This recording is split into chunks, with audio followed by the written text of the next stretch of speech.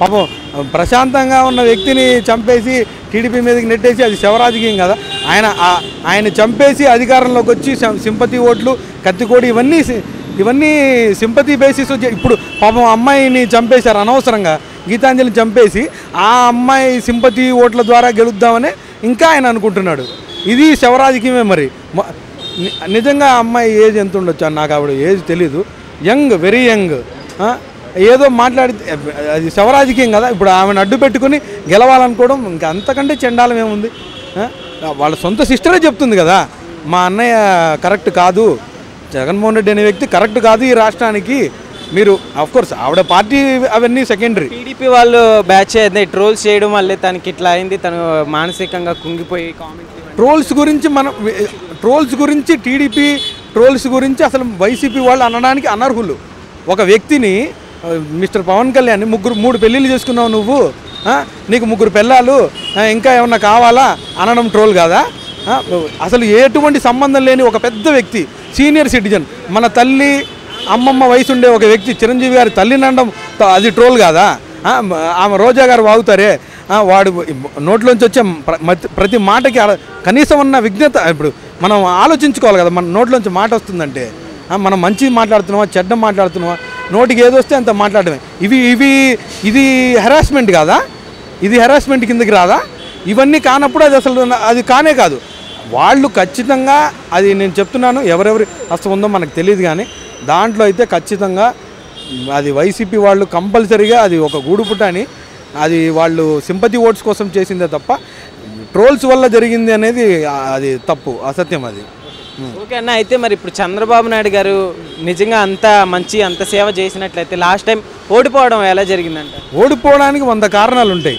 గిద్దలూరులో నా పక్కింట్లోనే ఒక అమ్మాయి ఒక అబ్బాయి ఉన్నారు. వాళ్ళు 7th 8th class 8th 9th class చదివేవాళ్ళు. దొంగోట్లు వేశారు, నా ముందే వేశారు. ఇలాంటివి ఎన్ని జరిగి ఉండొచ్చు? ఇప్పుడు గిద్దలూరులో నా నియోజకవర్గంలో నా వార్డులోనే నా పక్కింట్లోనే చిన్నపిల్లలు 8th 9th చదివేవాళ్ళు ఓట్లేసి అన్నా నేను దొంగోటేసి వచ్చాను అన్న అని ధైర్యంగా చెప్పగలిగారంటే వ్యవస్థల్ని వాళ్ళ చేతిలోకి తీసుకున్నట్టే కదా. ఇలాంటివి రాష్ట్ర వ్యాప్తంగా జరిగి ఉంటాయి కదా. ఇంతెందుకు మొన్న కూడా ఎలక్షన్ కమిషన్ వచ్చే ముందు ఓట్లు బోల్డ్ అని గల్లంతోట్లు వచ్చాయని ఎవరెవరో చేశారని చెప్పారు కదా. అవన్నీ కూడా నిజాలే. మరి ఇది నిజమైనప్పుడు నా కళ్ళ ముందు జరిగింది నిజమైనప్పుడు అది కూడా నిజమే. అతను ఏదో జెన్యున్గా గెలిచాడు అనుకోవడం కరెక్ట్గా. ప్రజెంట్ అయితే ఇప్పుడు చంద్రబాబు నాయుడు గారు పొత్తుల మీద వస్తున్నారు కదా, అంటే సింగిల్గా పోటీ చేస్తే గెలవలేక కాదు. ఆయన ఏమి అంతకుముందు ఆయనకేమి పవర్ లేక కాదు, ఆయన దగ్గర సత్తా లేక కాదు, గెలవకపోవడం అవన్నీ కాదు. ఇక్కడ పొత్తు అంటే దాని అర్థం ఏంటంటే హార్మనీ, మనం సామరస్యం కోసం. ఇప్పుడు కొట్లాటలు పెట్టుకుని ఇలాంటి స్థాయి రాజకీయం కాదు ఇది. సామరస్యంగా ఇప్పుడు మీ ఏరియాలో మీకు పవర్ ఉంది, మా ఏరియాలో మాకు పవర్ ఉంది, కలిసి వస్తే తప్పేంటి అంటున్నా. జగన్మోహన్ రెడ్డి పొత్తు పెట్టుకోదా బీజేపీతో? లాస్ట్ ఎలక్షన్ సింహం సింగిల్గా వస్తుందనే సొల్లు డైలాగు.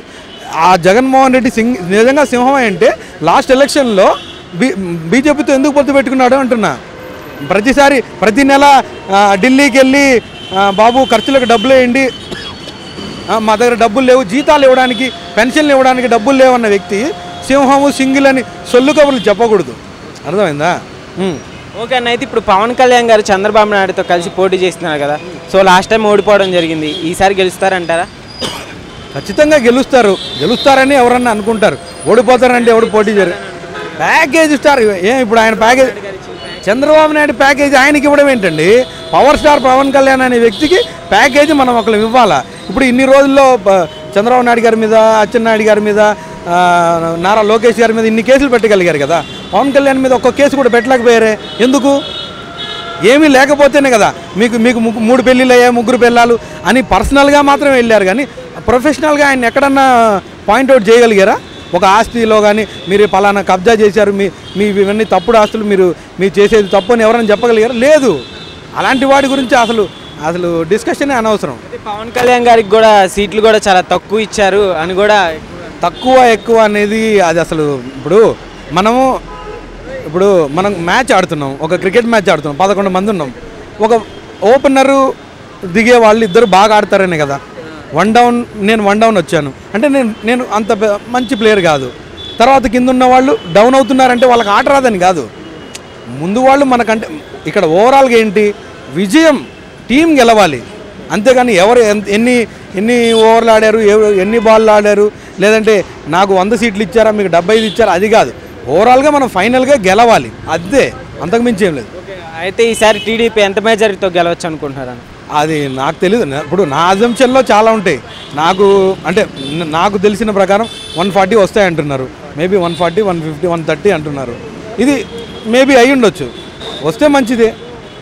ఏం చెప్తారన్న నెక్స్ట్ ఓటు వేసే ప్రతి ఒక్క ఫ్రెషర్కి ఓటుకు నోటు అమ్ముడుపోకుండా ఏం చెప్తారు? ఓటు వేసే వాళ్ళకైతే ఎప్పుడు ఒకటే, డబ్బు తీసుకోకుండా మీరు నిజంగా నిజాయితీగా ఓటేయండి, అది చాలు. అసలు ఓటేయండి, నిజాయితీ డబ్బు తీసుకోవడం పక్కన పెడితే ఓటేయండి, ఓటేయడానికి రండి ముందు, అప్పుడు కరెక్ట్ నెంబర్స్ ఏవనేది కరెక్ట్గా తెలుస్తుంది.